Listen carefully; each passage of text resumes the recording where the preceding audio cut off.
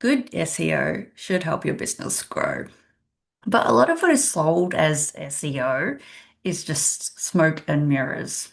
In this video, I want to tell you about 5 red flags that will waste your money, waste your time, and ultimately slow down your business growth. All right, yeah, this is a podcast and a video, so you can pick your flavor. Listen or watch and listen. Hey, my name is Lou. I am a web designer and digital business consultant. I often get called in to give a second opinion on some SEO work or a proposal that's been done for a business, whether it's agency, freelancer, or even an in-house setup. And I keep seeing the same issues, so let's go through them. Red flag number one is lock-in contracts. So what this can look like is it looks like a 12 to 24 month lock-in contract, an agreed amount that you have to pay over this time in order in exchange for SEO services. And it doesn't really give you any exits. It doesn't give you any flexibility or room to adjust things if it's not working.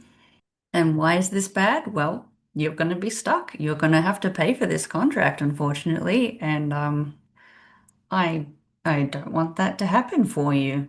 So what is the alternative to look for? Look for someone who offers a month-to-month service. If they're confident about what they do, they won't have to lock you into a 12 or 24 month period. So red flag number two is bad or confusing communication. What does this look like? Well, this can look like your person or agency taking days or even weeks to get back to you. Now, look, I am willing to give a little bit of grace to a solopreneur or a freelancer, a one-person team. They're often juggling life and business. So I'll give them a bit of grace to take a few days to respond, and I expect that as well.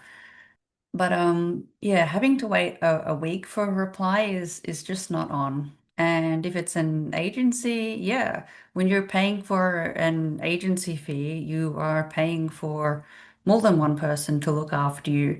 So if like your person who's responsible for communicating with you doesn't respond or can't respond within a day or two, then the next in command or someone else on their team should be responsible for getting back in touch. But yeah, as I said with a freelancer, I'd expect a response within a few days. I'd give them a bit more grace, as I said, because they're probably juggling a lot of things.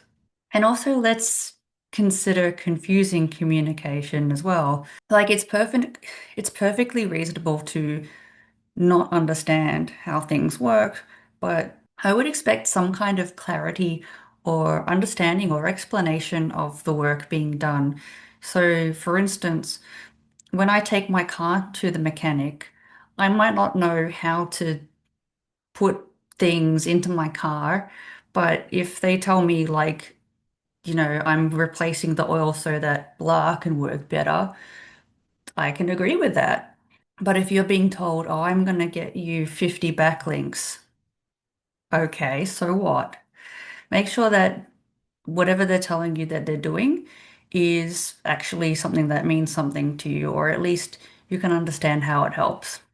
So, how to get around this problem? Before you sign up with someone, go and check out their testimonials, and in particular, look what their clients say about how they communicate. Red flag number three, numbers without strategy. So what does this look like? This can look like we've got you 50 backlinks. We'll get you 5,000 words. Okay, so what? Why is this bad? Because they're just numbers.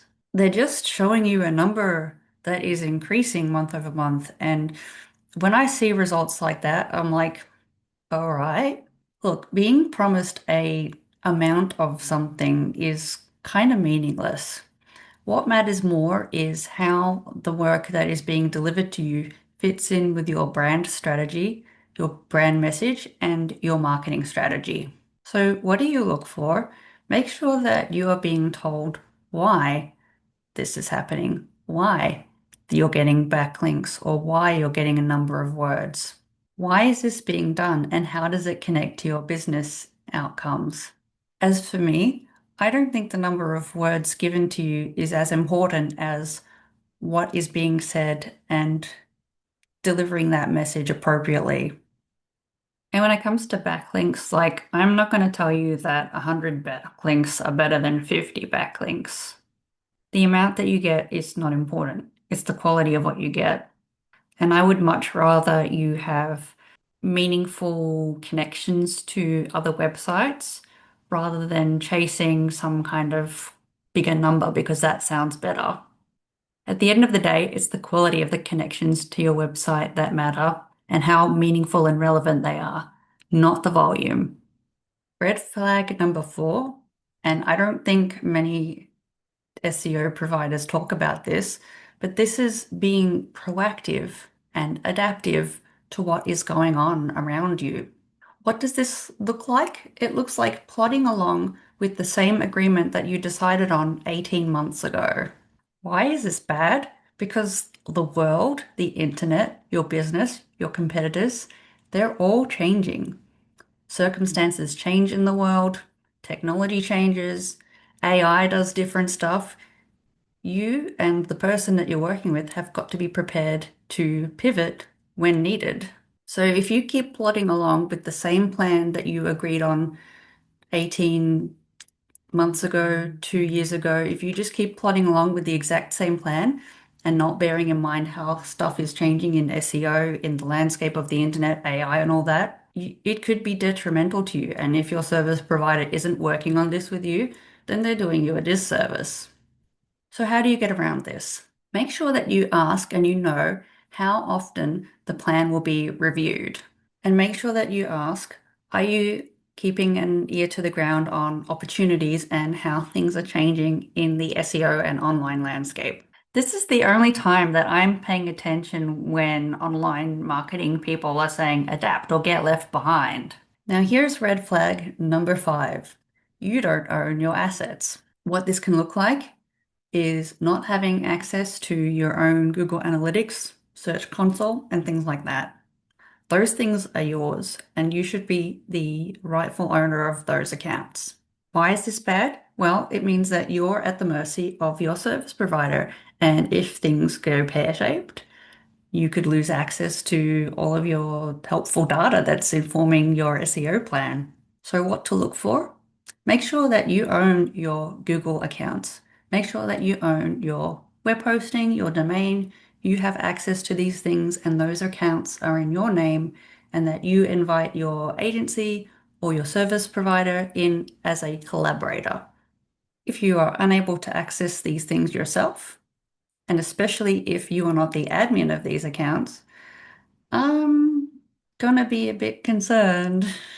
So yeah, make sure that you own those important pieces of property. Those are your business assets. You're just inviting the agency or SEO freelancer in to help you.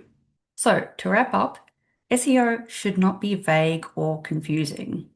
You should feel like you're working with a partner who is interested in getting to know your business and staying abreast of what's going on in the world around your business and the internet. If any of these red flags sound like something that's going on for you, maybe it's time to start shopping around. Have you heard about any of these red flags yourself? I'd love to know about them. Let me know in the comments. And if you found this helpful, please hit subscribe for more no fluff, straight talking digital marketing advice. Hey, are you potentially looking at getting someone to help you with implementing SEO on your website? But are you feeling unsure about what exactly is involved or what to look out for beyond just these red flags? And I mean specifically like when it comes to actually doing the SEO work, what is involved and what sort of jobs they should be doing for you. Because I recognize that there's a lot of SEO providers out there who will tell you that they'll offer on-page, off-page, technical backlinks. And if I know you right, I have a feeling that those words, technical, on-page, off-page, black hat, white hat, those things probably don't mean anything to you. Well, I've got something for you. See, I have worked on this guide and consider it like a handbook to SEO, but without all the technical gobbledygook, without the technical words. What I've done is I've created this program to explain what kind of SEO work is involved in your website, depending on what type of website it is. And I've created this in such a way where I use the absolute bare minimum of technical words. What I'm hoping to grant to you is some understanding and knowledge of the work involved in SEO. It's called SEO First Steps, and it's not long or complicated at all. You can smash it out in an afternoon or when you've got a bit of spare time. And yeah, just spend a little bit of time getting to know what's involved in SEO. I'll include a link in the description of this episode. Happy advertising!